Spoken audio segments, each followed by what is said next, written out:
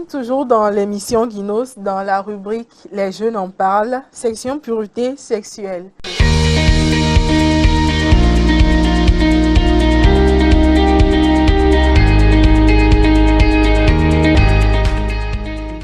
Sur le thème des fiançailles au mariage partie 1, et c'est avec le coach Magloire. Ouais, nous venons de parler des étapes à suivre pour une bonne relation de fiançailles. On a parlé de l'amitié, l'amitié restrictive, c'est ça? Et on a parlé de l'engagement. Maintenant, nous serons à partir de l'engagement jusqu'aux fiançailles et voir les noces. Et voilà. Je sais que vous me suivez, hein. Suivez très bien parce que l'heure est grave. Affaire de fiançailles maintenant, là, il faut être vigilant pour pouvoir réussir. Donc, c'est ça, coach. Nous sommes encore là.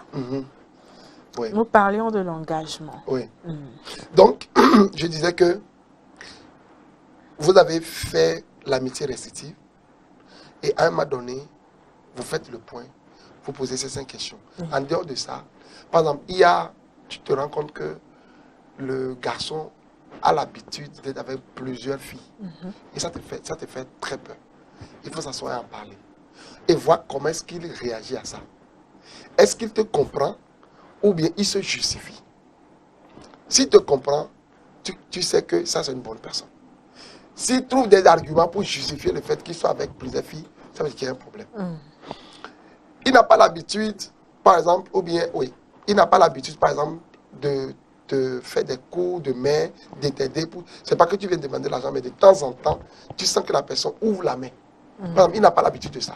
Tu lui poses la question sur la gestion de l'argent et tout. J'ai l'habitude que tu ne me donnes pas, tu ne me fais pas des cadeaux, par exemple. La personne peut t'expliquer. Peut-être que la personne n'a pas l'habitude de le faire. Maintenant, qui trouve que c'est important pour toi, dis OK. Ça là, il peut avoir plusieurs raisons. Justement. Pour que ça ne marche pas. Hein.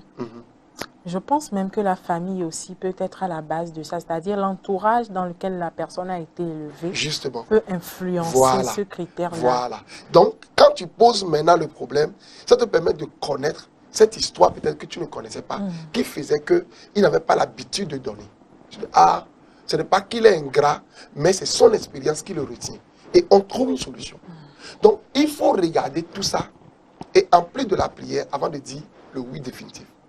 Mais malheureusement, aujourd'hui, nos sœurs, elles disent, Babia Tani, il faut venir payer ma dot. Oui, et puis aller. On est tellement pressés et on veut juste la dot. Avance. Mais ce qu'on oublie, vaut mieux tard que jamais, ou bien comme on le dit, celui qui veut aller loin prépare sa monture. Si tu sais que tu veux réussir dans ton mariage, il faut vraiment préparer les choses. Il ne faut pas courir. Ce qui est le plus important, ce n'est pas la dot qu'on va venir te payer, mais c'est la façon dont vous avez construit la relation elle-même. Mais maman te le dit, quand on vient payer la dot, c'est pour officialiser la relation qui existe entre vous. Donc ça veut dire que si la relation n'était pas bonne là, ce qu'on a payé là, ça ne sert à rien. Ça ne sert à rien. C'est ce qui entraîne les mariages de 2 ans, 4 ans et puis... Donc, mais si vous avez pris le temps de construire la relation, tu as posé les questions, tu as trouvé les réponses, vous vous êtes engagé, même si c'est 100 francs de dot là, ça va marcher. Ça va marcher. Ça va marcher. C'est pourquoi j'ai dit aux gens, ce n'est pas 6 mois, parce qu'il y a dans certaines églises où l'enseignement dit les fiançailles c'est 6 mois. Non, ce n'est pas une question de 6 mois, 12 mois. C'est une question de, vous avez pris le temps de bien construire votre relation et vous avez pris le temps de comprendre l'engagement. Tu as trouvé les réponses à ces questions que j'ai posées tout à l'heure. Quand vous faites ça, même si on paie la dot, vous faites 2 jours même là, vous vous mariez, ça va marcher. Regarde aujourd'hui, les gens reviennent de l'Europe, on paie la dot le jeudi, vendredi on va à la mairie, dimanche on se marie. Oui. Donc le temps de fiançailles, on disait, c'est 6 mois là. Ça n'existe même plus aujourd'hui. Mais la question c'est, est-ce que les gens prennent le temps de construire la relation sur de bonnes bases? Si vous le faites, le gars revient demain, merveille. Demain tu trouves le garçon, ça va marcher. Ça va marcher. Ça dépend du type de personnalité que vous êtes et de comment est-ce que vous aviez débuté. Et comment est-ce que la relation même a été construite. La base, c'est ça. La fondation. Et parce que dans le mariage, vous n'allez pas vivre les fiançailles, mais vous allez vivre l'amitié. C'est ce que beaucoup ne comprennent pas. Tous ceux qui ont réussi le mariage vous diront, on était des amis avant d'être des mariés. Ceux qui se sont mariés normalement, ça a un coach. C'est-à-dire, ceux qui vraiment savent que l'amitié est une étape très importante dans le processus du mariage, ils vous le diront. Oui, et puis, non, il faut le dire aussi que beaucoup ne savaient pas que c'était ça la base. Juste, ils étaient des amis, de vrais amis, de très bons amis, et ça a pris. Oui. Maintenant, après beaucoup d'analyses, on s'est rendu compte que c'est l'amitié qui fait le mariage. Et c'est là où la formule maintenant est sortie. Oui. C'est pourquoi je suis en train maintenant de le dire aux gens pour qu'ils comprennent que ceux qui réussissent le mariage vous diront, on était des amis avant de... Parce que quand tu les vois, tu as l'impression de voir des amis. Oui. Ce n'est pas papa, maman, non, c'est des amis. Ils se disent... Merveille, ma gloire, on est ensemble, on cause de tout et de rien, on te tape dessus, tu le tapes, vous riez de tout et de rien. Il va te dire, mon meilleur ami, c'est ma femme. Ou bien mon meilleur ami, c'est mon mari. C'est ça. Okay. Parce que dans le mariage, c'est l'amitié que vous allez vivre. Donc, si vous ne construisez pas l'amitié là, sur de bonnes bases, ou tu as des amis, comme tu le disais, tu as des amis, mais tu as peur. Oui. Parce qu'ils ne sont pas engagés. Mais quand la personne est engagée, il ne fera rien de mal derrière toi. Si. C'est pas parce que tu ne lui as pas fait de mauvaises choses. Mais il est tellement engagé qu'il te comprend. Il dit, ah, mais elle est comme ça, hein. Elle est comme ça, elle s'énerve, mais elle va comprendre. C'est ça. Mais quand il n'y a pas ça, il n'y a pas cette intimité, petites choses comme ça, tu vas voir le monsieur qui vient dormir au salon, la femme est dans la chambre. Ce qui vous lie seulement à la maison, c'est le sexe et puis la nourriture, c'est fini. Oui, le sexe et la nourriture, parce que de nos jours, il y a certains jeunes qui se prennent déjà pour la dame de salon au premier bond. C'est-à-dire, on te déclare les sentiments et puis le lendemain, on te retrouve chez le garçon. Non, elle a la clé. Elle a la clé. Oui, chaque soir, tu es là-bas. Mais ma soeur, tu veux quoi? Sérieusement, il faut que les responsables reviennent sur ce point. Chaque soir, tu es chez le garçon. Bref, chaque moment, vous voyez ensemble. Vous risquez de ne pas vous connaître. C'est ce que moi, je me dis. Non, mais non, ce n'est pas qu'ils risquent. Ils ne vont pas se connaître. Ils ne vont pas se connaître. Parce que tu sais ce qui se passe avec nous les garçons. Je vais te parler mais de nous les garçons. Les garçons, quand vous faites le sexe, tu ne vous êtes pas marié. Et le truc c'est quoi? Quand le sexe, des fois on a l'impression que c'est doux quand c'est caché. Quand on vole là, c'est doux. Tu vois même la sauce, la nourriture, mais toi-même là. Quand tu es au bord de la marmite, tu prépares là. Ce que tu mets dans la bouche là, tu as l'impression que c'est doux. Mais quand tu finis, tu mets sur la table là, non pour là. Maintenant, on va les dire c'est comme ça. Quand on vole là, on pense que c'est doux. Et généralement, le garçon, il prend plaisir dans ça. Oui. Tu ne sais pas balayer, mais il ne voit pas ça. Tu ne sais rien faire, il ne voit pas ça. Parce qu'il est satisfait. Maintenant, quand tu viens à la maison maintenant, il commence maintenant pas à voir clair. Et il s'énerve maintenant. Et finalement, la personne, ça te dégoûte. Maintenant, les sensations du début là, le monsieur veut avoir ça. Puisque tu es déjà à la maison, il n'a plus ça. Donc il va encore chercher dehors. Ce qu'on a dit, c'est que non, il n'était pas comme ça. Mais maintenant, oui. Parce que tu as créé quelque chose au début. Il devait prendre le temps de faire tel ça. D'ouvrir les yeux. De poser la relation sur de bonnes bases. Mais on l'a posé sur le sexe. Le sexe, on ne peut pas faire le sexe même 1 heure de temps. Mais vous avez 24 heures dans la journée. Donc, quand vous faites le sexe, là, le reste du temps, vous faites quoi? Il n'y a plus de communication, il n'y a rien. On est fatigué. Tu me dégoûtes, je vais aller chercher ailleurs. Je vois. Je peux là même comprendre les raisonnements de l'évangéliste Tchédré Anas qui dit souvent qu'avant de rentrer dans une relation de mari et de fiançailles, il faut enlever les lunettes roses pour mieux voir. Sinon, tu risques de tomber dans un trou. C'est vraiment délicat. Nous confondons les choses de nos jours. Beaucoup. Nous confondons les choses. Et je ne sais pas, je veux aussi revenir sur un certain point par rapport au fait que le garçon n'arrive pas à donner. Prenons le cas, par exemple, d'un garçon qui n'a pas de travail, parce que dans certaines églises, il est conseillé de s'engager dans une relation de fiançailles, bien que tu n'as rien, c'est-à-dire bien que tu n'as pas encore de travail, vous pouvez commencer et avec le temps, ça peut marcher. Dans cette situation, il ne faut pas s'attendre à quelque chose. Non, le truc c'est quoi? C'est que, comme on l'a dit, en réalité, quand nous parlons de fiançailles, comme je t'ai expliqué tout à l'heure, ça veut dire que tu as déjà payé la dot. Si. Mais avant, nous sommes dans l'amitié. Et pendant l'amitié réciproque, où je te fais la cour, Ça veut dire qu'il y a quelque chose. Mais ce n'est pas du travail. Oui. C'est pas que tu as trouvé un travail où... Parce qu'il y a des gens là. La personne vient de faire la cour. Chaque début du mois, il demande petit déjeuner. Non. Ce n'est pas un travail que tu as trouvé, merveille. Ce n'est pas ça. Parce que quand tu fais ça, tu seras obligé d'accepter, même s'il fait des choses que tu n'aimes pas. Et des fois même, il va commencer par t'embêter. Parce que si le garçon paie ton petit déjeuner, il paie tes chaussures, il paie tes cheveux, mais il va vouloir coucher avec toi. Ah, c'est clair. Et tu ne peux pas dire non, parce qu'il a tellement payé des choses que tu te dis, ah, si je refuse maintenant, il dit, si je refuse, moi, je ne vais plus faire. Avant de partir, tu t'es vendu au début. Justement, tu as pris goût à ça, tu as pris goût à la vie facile. Parce que maintenant, toutes les sœurs à l'église te voient, tu changes les choses et tu ne veux plus descendre en bas. Ouais, tout le monde sait que tu es rentré dans une relation. C'est ce qui te change de, c'est ce qui te fait changer de Voilà, couleur. et toi, tu ne veux plus descendre en bas. Tu veux toujours garder ce standing-là. Et maintenant, quand le garçon te fait des propositions indécentes, tu dis, ah, si je refuse maintenant, comment je vais faire? Tu dis, non, je ne veux pas, on va faire seulement une seule fois. Hein. Mais le garçon, il prend goût. Ah, c'est fini. Il goûte, il prend goût.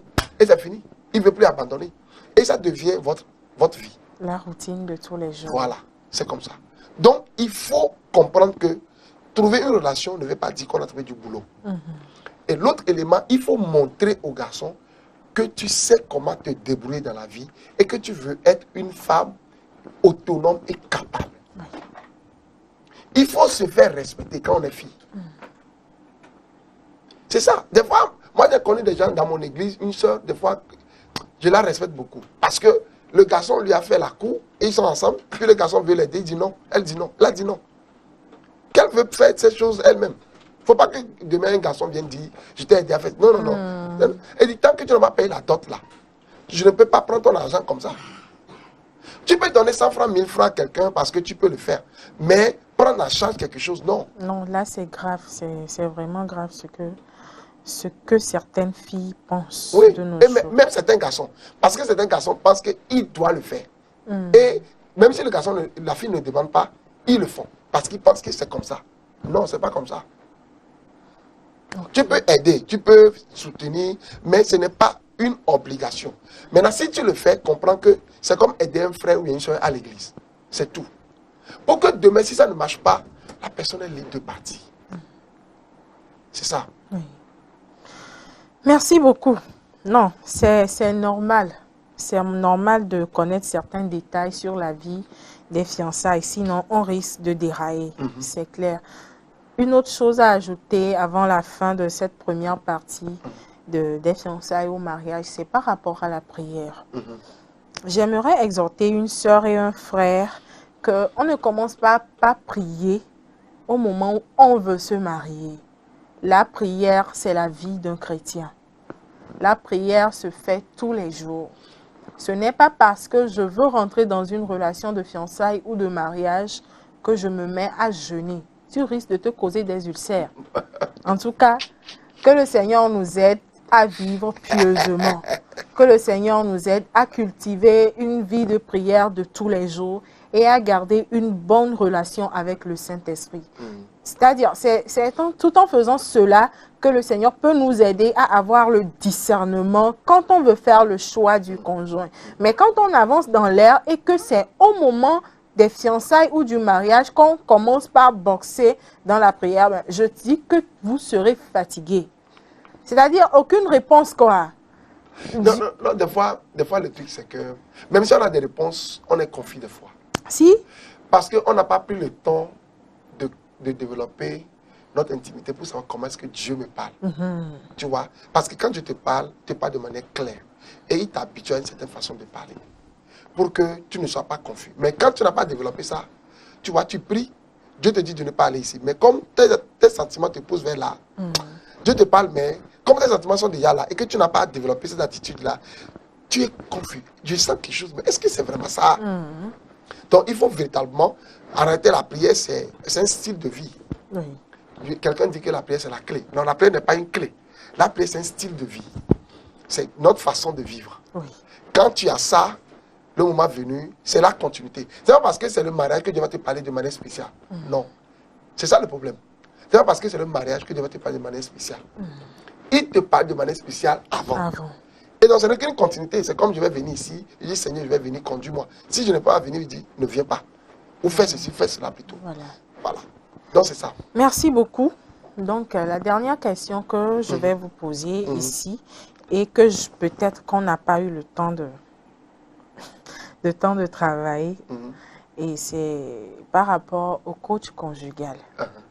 Est-ce qu'on a nécessairement besoin d'avoir quelqu'un sous le dos au moment de l'engagement, fais ceci, fais cela?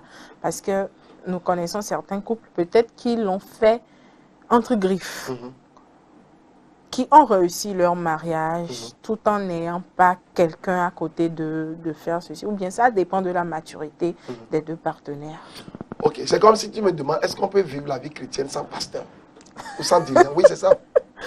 Parce que le pasteur, c'est aussi un coach. Oui. Ok? Le coach, en réalité, c'est parce qu'aujourd'hui, c'est un peu partout où les gens pensent que, bon, non. En réalité, c'est des gens qui ne remplacent pas la personne, mais qui peuvent te montrer les principes qu'il faut pour réussir dans le domaine. Ok. Ok? C'est ce que je disais. Les gens ont vécu l'amitié et sont dans le mariage.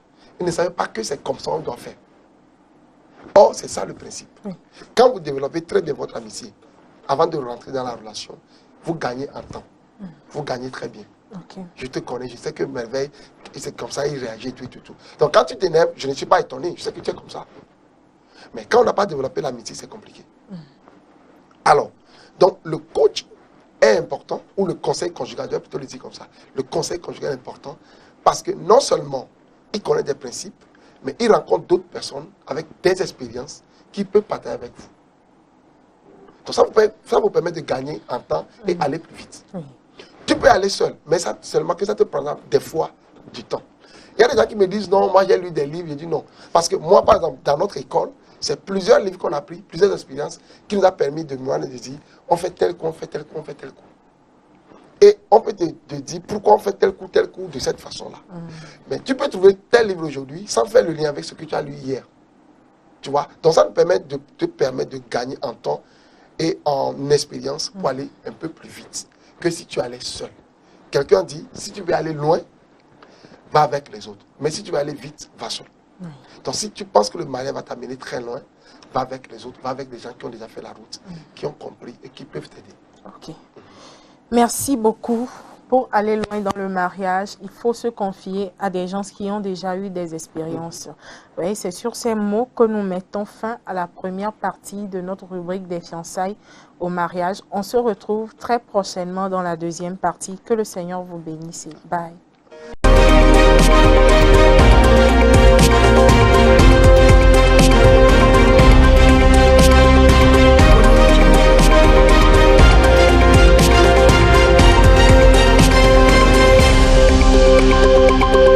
Shalom chers amis, c'est pour nous une grande joie encore de nous retrouver dans cette nouvelle rubrique que nous appelons Flash Ginos. Alors, cette nouvelle rubrique sera consacrée à l'association Ginos Fondation, de ses différents partenaires, de ses différents championnats. Alors, vous aimez lire la Bible, mais vous n'arrivez pas à la maîtriser et à la mettre en pratique. Vous vous demandez comment est-ce que vous pouvez arriver à gérer cette situation ou quelle structure peut vous être utile dans ce sens. N'ayez crainte, l'association Ginos Fondation est là pour vous aider. C'est une association interdénominationnelle qui se donne pour mission d'aider les jeunes, les enfants, les ados à maîtriser le contenu de la Bible dans toute sa profondeur.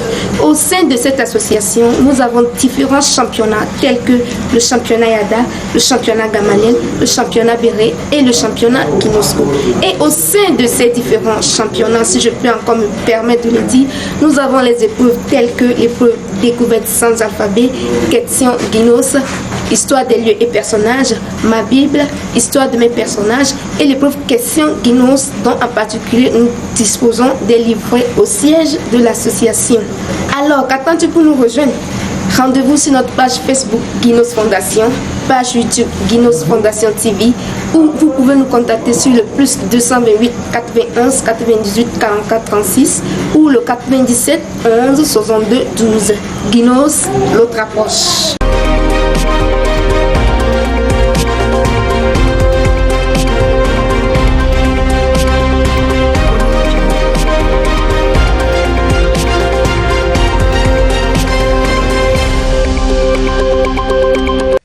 Un nouveau jour, une nouvelle émission, un nouveau match. Le dernier match, bien sûr, des quarts de finale de cette deuxième saison du championnat Guinosco. Nous sommes avec la poule de cet après-midi. La poule 2 également qui est en train de faire son deuxième match. Match à l'issue duquel nous allons déterminer l'équipe qui représentera cette poule lors des demi-finales. Je rappelle que la deuxième meilleure équipe des deux poules rejoindra les deux premières et ensemble, à trois, elles vont s'affronter pour les demi-finales. Et ce soir, je suis donc avec l'équipe Mahanaïm, Hébron et Philadelphie. Nous commençons donc le match avec la toute première épreuve découverte sans alphabet, premier passage.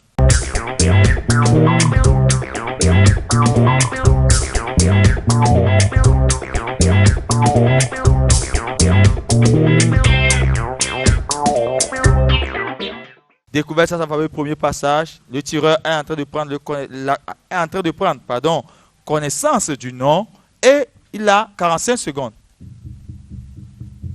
Ancien Testament. Oui, oui. Livre de Samuel. Oui. Lié au roi. Oui. Lié au roi. Oui. Lié au roi Saül. Oui. Famille de Saül. Non. Lié aux enfants de Saül. Non. Ennemi de Saül. Oui. Roi des Amalécites. Je ne sais pas. Famille d'Agag. Oui. Roi des Amalécites. Oui. Agag. Merci, 60 points. Équipe suivante, c'est l'équipe Hébron, bien sûr. Équipe Hébron, qui va prendre connaissance de son nom. Découverte sans alphabet, premier passage, bien sûr. Équipe Hébron, 45 secondes. Ancien Testament. Oui. Homme. Oui. Pentateuque. Non. Lié à Samuel. Oui. Lié à David. Oui. Sa famille. Non. Ses proches. Oui. Ses amis. Oui. Première classe. Oui. Accueillir David. Oui. Lié à Kish. Oui. Un roi. Oui. Akish. 60 points également, équipe suivante.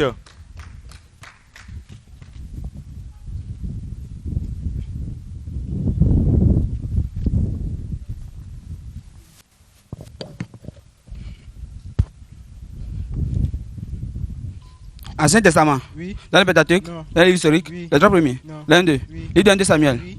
Famille des deux derniers juges. Non. Famille des rois. Non. Question. Famille des rois. Oui. Roi d'Israël. Non. Roi païen. Oui. Le premier. Non. Famille d'Agag. Non. Famille d'Akish. Non. Famille de Hanoun. Non. Famille de Nakash. Non. Famille de Adadézer. Non.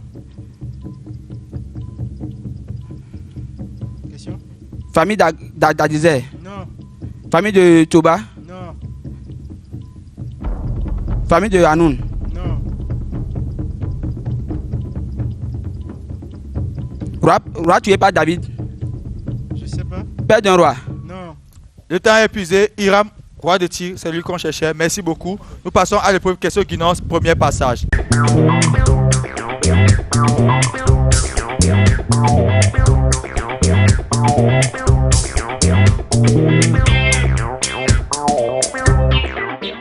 Question Guinos, premier passage. 60 points en ligne de mire.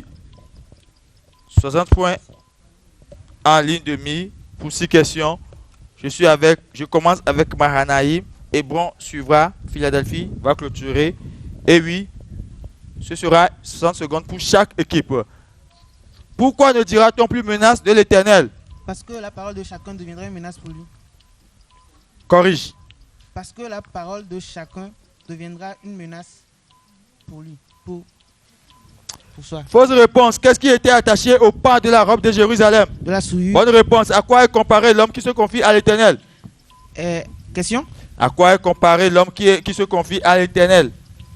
À un arbre planté près des eaux. Bien. En état d'égarement, à quoi était comparé le nombre des veuves du peuple d'Israël? Au grain de sable au bord de la mer. Bonne réponse. Le livre de Jérémie a-t-il fait mention du mot pasteur? Oui. Oui, bien sûr. L'obéissance à Dieu devait donner 4 privilèges à Israël et je dois citer les. Son nom, son peuple, sa loi, sa gloire. Merci beaucoup. Nous continuons avec l'équipe suivante. Hébron, au jour de l'invasion d'Israël, dans quel état devront être les prophètes? Il doit être stupéfait. Merci beaucoup. Quelle parole de l'Éternel était adressée à Jérémie au commencement du règne de Joachim? Lève-toi, fais des liens de joug et mets son cou. Merci. Que faisait Israël sous tout arbre vert et sur toute colline élevée? Elle se couvait, se prosternait. Elle se couvait, se prostituait. Corrige. Ils se courbaient et se prostituaient. Fausse réponse. Quand les enfants briseront le sommet de la tête d'Israël. De qui parle-t-on? Question? Les enfants briseront... L'enfant Tachpanès. Merci beaucoup. Où Jérémie cacha-t-il la ceinture de lin qu'il s'était... Dans la femme du rocher. Merci. Vous attendez la fin de la question, s'il vous plaît. Qui fut la deuxième personne dont les paroles sont une révolte contre l'Éternel dans le livre de Jérémie? Shemaïja. Bonne réponse, merci. L'équipe suivante, il s'agit de Philadelphie. 60 secondes également. Comment tomberont les pasteurs brisés par l'Éternel? Comme un vase de prix. Merci. Quelle était la condition qu'Israël devait remplir avant de demeurer dans le lieu choisi par l'Éternel? Israël devait reformer ses recevoirs. Bonne réponse. Quelle fut l'excuse donnée par Jérémie pour ne pas être envoyé par l'Éternel?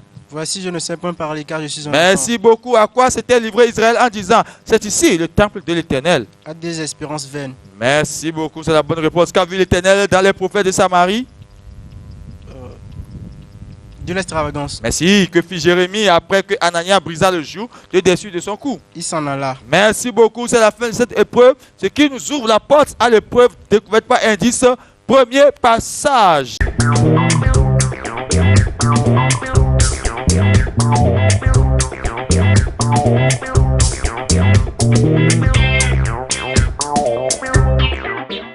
Découverte par indice, premier passage. Je commence donc avec l'équipe. Mahanaïm, 45 secondes. Mon nom signifie enfanté dans la douleur.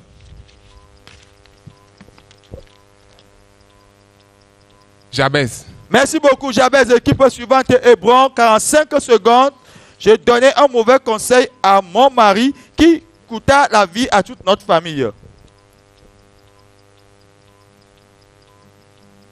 Question? J'ai donné un mauvais conseil à mon mari qui coûta la vie à toute notre famille, y compris nos 10 fils. Deuxième indice. J'avisai mon mari de sa chute future devant Mardoché.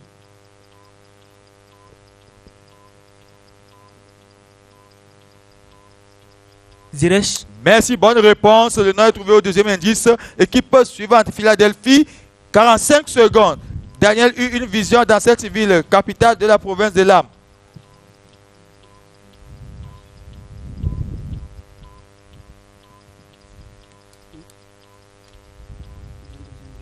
Deuxième indice. Capitale où le roi Assuris avait son trône. À Suse. Merci beaucoup. Suse, c'est vrai. Histoire des lieux et personnages.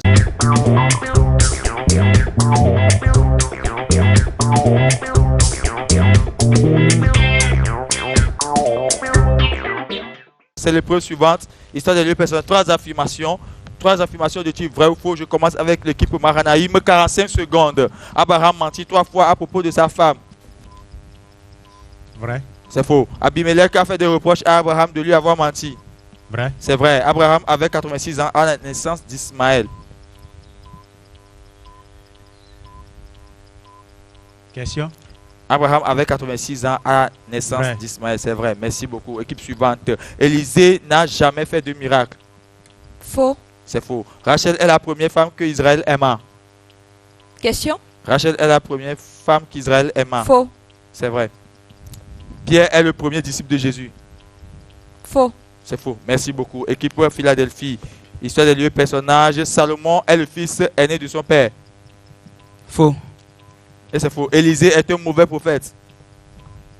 Faux. Et c'est faux. Pierre a coupé les oreilles de Machelon. Question. Pierre a coupé les oreilles de Machelon. Faux. C'est faux. Merci beaucoup.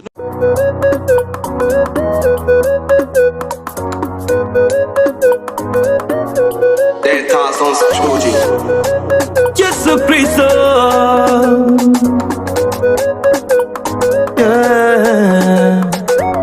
wedam coba liwoma, luka ciri-ciri woma, wama nuvava, pledom manyoli tebe, oh ble mama we, your grace and mercy follow me every day. Shakarade du, agame bura, hallelujah burwe, you are too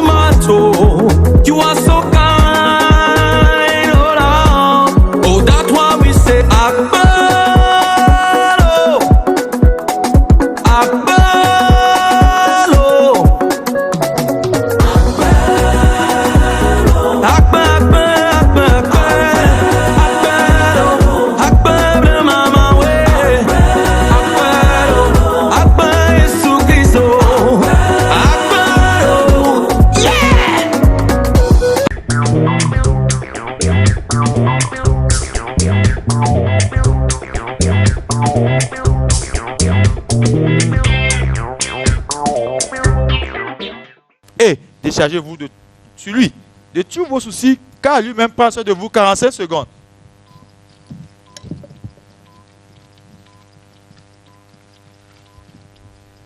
Et déchargez-vous sur lui de tous vos soucis, car lui-même prend soin de vous.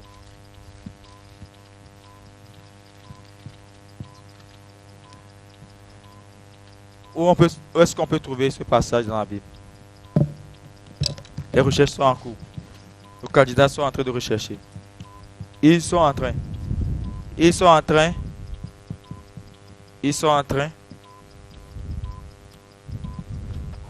Encore quelques secondes.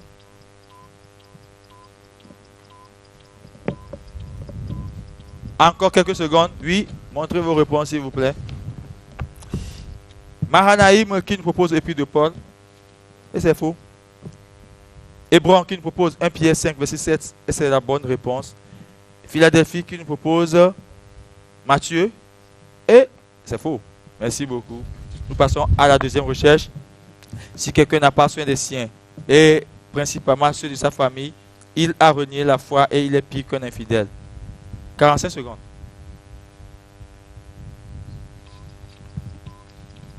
Si quelqu'un n'a pas soin des siens, et principalement de ceux de sa famille, il a renié la foi et il est pire qu'un infidèle.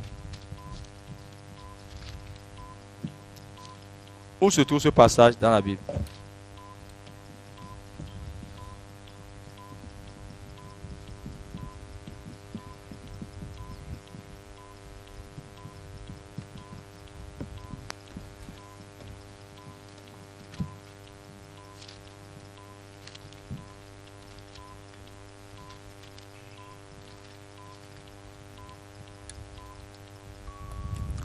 C'est fini. Prenons connaissance des propositions de réponse. Mahanaïm, abstention. Hébron, Épître de Paul. Et Philadelphie, Timothée. Et c'est bel et bien dans 1 Timothée 5, verset 8. Épître de Paul, c'est valable. Merci beaucoup. Troisième et dernière recherche de la soirée. Troisième et dernière recherche. Il s'agit de me dire, sinon de nous dire. Après cela, je répandrai mon esprit sur toute chair. Vos fils et vos filles prophétiseront. Vos vieillards auront des songes. Et vos jeunes gens, des visions. Après cela, je répandrai mon esprit sur toute chair. Vos fils et vos filles prophétiseront. Vos vieillards auront des songes. Et vos jeunes gens, des visions. 45 secondes. 70 points en ligne de mire. Ça, il faut le trouver. 70 points. Cadeau pour cette deuxième journée. Après cela, je répandrai mon esprit sur toute chair. Attention au piège. Vos fils et vos filles prophétiseront. Vos vieillards auront des songes. Et vos jeunes gens des visions.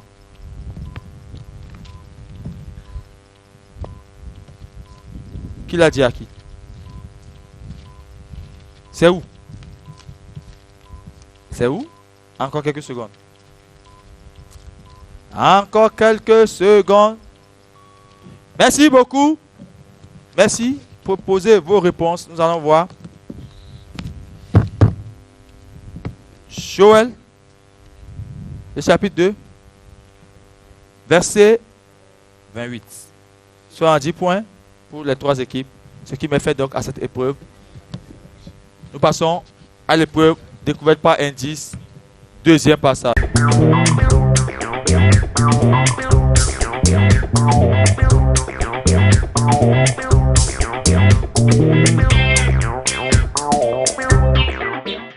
Deuxième passage avec l'équipe Mahanaïm, 45 secondes.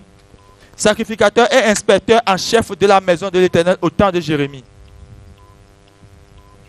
Pachelou. Merci, c'est Pachou, 60 points. Gratuit. Merci. Mais il fallait le savoir. Équipe suivante. Lieu où la royauté de Saül fut confirmée. Gilgal. Gilgal, 60 points donc pour Hébron. Philadelphie, je faisais partie des prophètes qui descendirent à Jérusalem au temps de l'apôtre Paul. Agabus. Agabus, 60 points pour chacune des équipes. Super. Et c'est la promesse du Saint-Esprit qui boucle donc cette épreuve Mabib Ginosco. Si vous croyez en Dieu, le Saint-Esprit est une promesse pour vous et c'est votre droit d'ailleurs. Nous passons donc à l'épreuve question Guinos, deuxième passage.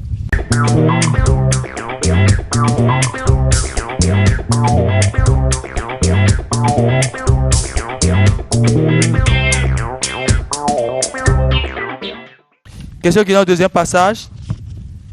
Question Guinos, deuxième passage avec l'équipe Mahanaïm. 60 secondes. Est-il vrai que si l'Éternel trouve un homme qui pratique la justice, qui s'attache à la vérité, il pardonnera Jérusalem? Oui. Et oui, c'est vrai. Que représentait Judas pour Israël, sa sœur, lorsque cette dernière était infidèle? Un témoin. Ben si, c'est bonne réponse. De quel côté la chaudière que vit Jérémie dans sa seconde vision bouillonnait-elle? Du côté du septentrion. Bonne réponse. Qu'est-ce que l'Éternel envoya contre son peuple selon Jérémie 16, verset 17? Question. Qui est-ce que Jérémie envoya contre son peuple selon Jérémie 16, verset 17? Des pêcheurs pour les pêcher, des chasseurs pour les chasser. Merci beaucoup. Quelles furent les villes fortes qui restaient en Juda quand l'armée du roi de Babylone combat Jérusalem et Juda? Lakis et Azeka. Bonne réponse. À quoi est comparé celui qui acquiert des richesses injustement? À une perdrix qui couvre des œufs qu'elle n'a point pondus. Oh là là, et ce sera dommage. Ce sera vraiment dommage. C'est la bonne réponse, bien sûr. Nous passons au candidat suivant. De qui est-il dit? Ils périront par l'épée et de la famine. Des fils et des filles de la contrée de Jérusalem. Merci beaucoup. Vrai ou faux? Au temps de Jérémie, Dieu ordonna au reste du peuple de Juda de se réfugier en Égypte. Faux. Faux, c'est vrai. Et même en leur présence, l'Éternel ne pardonnerait pas à son peuple. De qui s'agit-il? Moïse et Samuel. Et ce serait grave. C'est la bonne réponse, bien sûr. Vrai ou faux? Dans cette lamentation, Jérémie constata que ceux qui périssent par l'épée sont plus heureux que ceux qui meurent par la faim. Vrai. C'est faux. Et Israël sortira de ce pays les mains sur la tête. De quel pays parle-t-on? Égypte. Eh oui, c'est Égypte. Qui l'a dit à l'endroit de qui? Maudit soit celui qui fait avec négligence l'œuvre de l'Éternel. L'Éternel à Moab. L'Éternel à Moab. Et c'est la bonne réponse. Attention à celui qui fait la main lâche dans l'œuvre de l'Éternel. Nous passons à l'équipe Philadelphie. Nous continuons donc cette épreuve avec l'équipe Philadelphie. 6 questions. 60 secondes. Que devrait faire Jérusalem pour éviter son évasion et la destruction? Purifier son cœur. Merci. Comment s'appelait le père de Jérudi? Netanya. Merci. Qui écrivit dans un livre toutes les paroles que l'Éternel avait dites à Jérémie? Baruch. Qui l'a dit à quoi? Parce que tu as lutté contre l'Éternel. L'Éternel à Moab. C'est faux. Qui l'a dit à qui? Nous rapporterons au roi toutes ces paroles. Les chefs à Baruch. Merci. À quoi servira Tophet lors de la colère de l'Éternel? 2 sépulcres. Merci beaucoup. Nous abordons donc la toute dernière épreuve. Je rappelle qu'il y a 60 points en ligne de mire pour chaque équipe. Découvert sans alphabet, deuxième passage.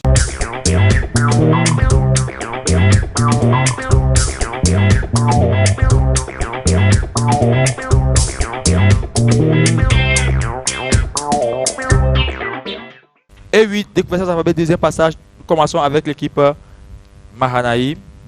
45 secondes. Ancien Testament. Oui, oui. Livre de Samuel. Non. Livre des rois. Oui. Un roi. Oui. Roi de Juda. Non, non. Roi d'Israël. Non. Roi de Juda. Non. Roi d'Israël. Non. Lié au roi de Juda. Non. Lié au roi. Roi Non. étranger. Oui. Roi de Syrie. Je ne sais pas. Famille de Hazaël. Non. Famille de Neko. Non. Famille de Shishak. Non. Famille de Ophra. Non. Famille de Nebuzaradan. Non. Famille de Nebujasban. Non. Famille de Nergal Charetzer. Non. Famille de Adramelech. Non. Famille de Sankerib. Non. Famille de Ben Hadad. Non. Non. J'aimerais bien clôturer en toute beauté cette soirée. J'espère que les équipes suivantes vont me faire ce plaisir. On cherchait Adalézer.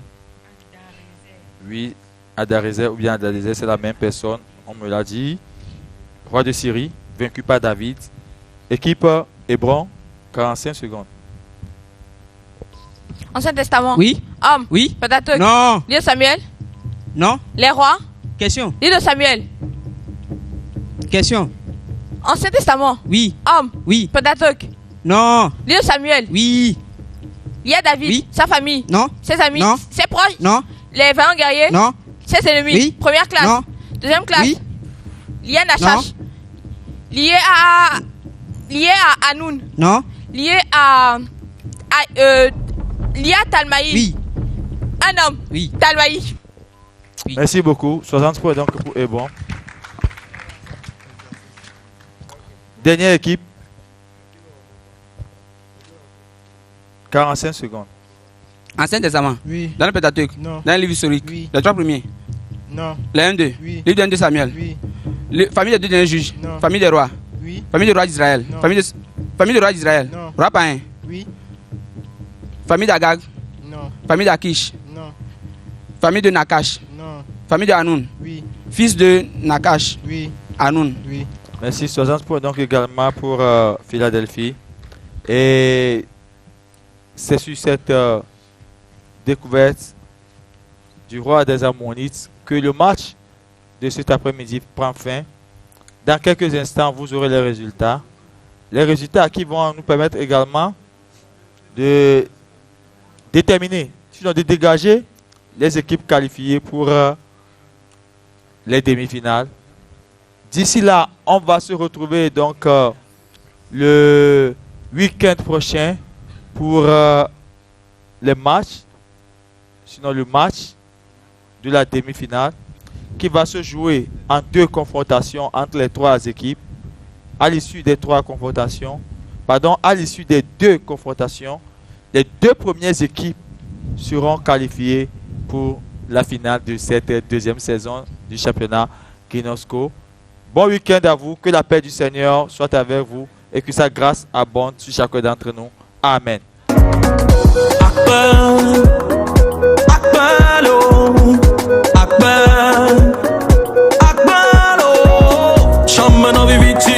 Yesu Kristo va dem leme I want my blood heavy I son la me poke keli Morgai I son me va be ma dakbe Fofo I son me va be ma dakbe Honyakbe Honyakbe Nama donku ta me bubu konye fanfan avi fanfan we renvahi la Ma woudem toleme au bois boyen me envahi la Yep, me le passerdi Dans le passerdi Yep, me le passerdi